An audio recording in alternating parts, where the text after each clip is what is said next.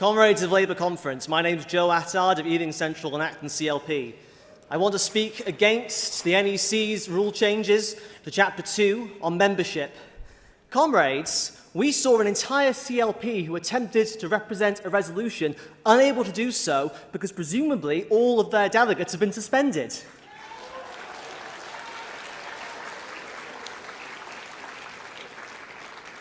We witnessed a General Secretary chiding conference floor and seeking to have absolute veto over who gets to join the Labour Party. The NEC's rule change seeks to give them total veto over who gets to join the Labour Party. Conference, neither the NEC nor the General Secretary have my confidence as a socialist. Because the powers they have used to repress, to silence and to attack the left for purely factional purposes. I heard just now of a comrade of mine dragged out of conference for wearing a T-shirt. This T-shirt. Comrades, 150,000 people have died before their time thanks to this callous Tory government. You've got hour-long queues of heavy goods vehicles piling up outside of London, cuts to universal credit, making the poor pay more national insurance to bail out the rich. And in all of this, the objectives and the priorities of the NEC, the leader and the General Secretary are to attack you, not the Conservatives. Comrades of the Labour Party, we are socialists. We are part of the Labour movement. This party belongs to us, not to David Evans, not to Keir Starmer, and not to the bankers and the city that they aim to represent over you.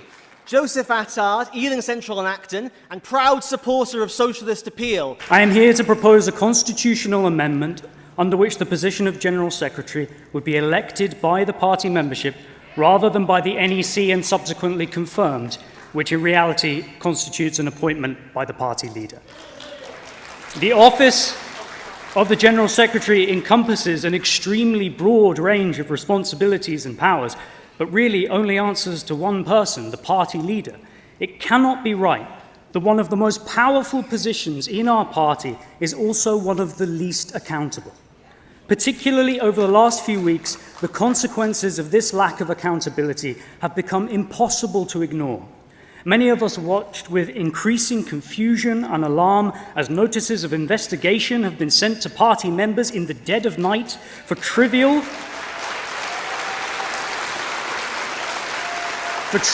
or non-existent infringements of party rules. Members have been suspended days before travelling to this conference for what many suspect are purely factional and possibly purely fictional reasons. The chair of Young Labour was even placed under investigation for opposing transphobic bigotry before this was hastily withdrawn in the face of justified public outrage. These actions have caused serious and unnecessary distress to members who have broken no party rules, undermined confidence in our party's disciplinary procedures, and damaged the party's standing in the eyes of the public. These actions are ultimately the responsibility of the General Secretary. But the membership has little means of holding the General Secretary to account for them because our current mechanisms of democratic accountability are inadequate to the task.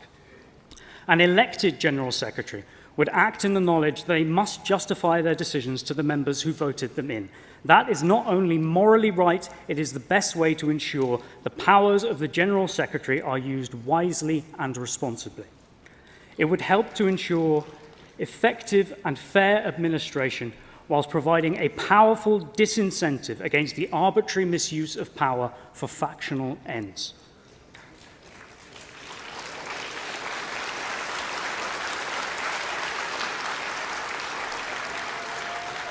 Not only that, but the election of the General Secretary would be an important step towards a more balanced and even distribution of power across our party, in place of the current overwhelming centralisation of authority in the hands of one person.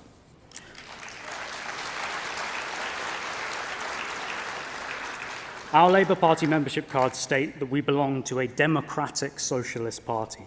That first word is just as important as the second, and for that reason, we should vote to make the party's General Secretary a fully democratically elected position. In the last leadership campaign, members' rights to select their candidates had a champion. I'd hoped he'd still be on the platform, but he seems to be gone. Who do you think that champion was? You're all being quiet, you're all tired. It was Keir Starmer.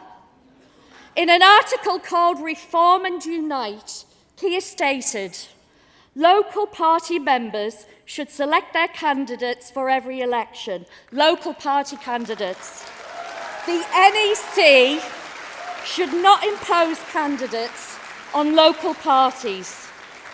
And indeed, this was reiterated by him at the hustings that took place in City of Durham. And as a result of that, a number of members were persuaded to vote for him. Conference, what Keir said then was right then, and it is still right now. All this rule change is doing is putting that principle into practice. I love this broad church party where we're all entitled to our own political views and to have a debate, but I don't think we can be entitled to our own facts. There was no vote on the NEC statement yesterday. In fact, Harry told us that couldn't be referenced back. He didn't say we could vote against. Now, it's actually a very important substantive thing that a lot of this delegation, this conference wants to vote against because it includes Ken Loach having to be auto-excluded. Our former leader brought hundreds of thousands of people, especially young people,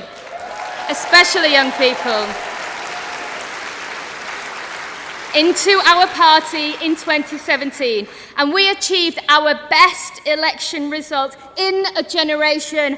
Fact. A Labour member who is an MP should by rights be a Labour MP. Am I right? If passed, we can reverse at this conference the unjust and seemingly indefinite disciplinary action against Jeremy Corbyn MP.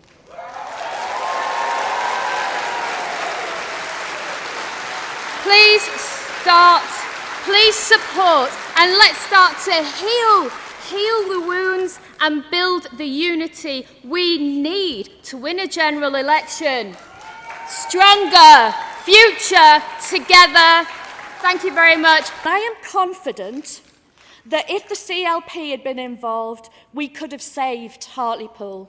If we aspire to be a democratic organisation, then local members must never be excluded from choosing their representatives, no matter the time constraints.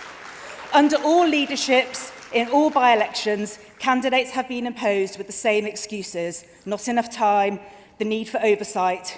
But while there is no evidence that central control solves these problems, there is plenty of evidence of inappropriate candidates being foisted on CLPs. On this portfolio of motions, I was sort of going to vote in favour of the NEC recommendations. I'm going to say why I'm going to vote against them. It's the only way I, with my one vote, can register a protest at the rather sloppy way some of the procedures have been carried out today.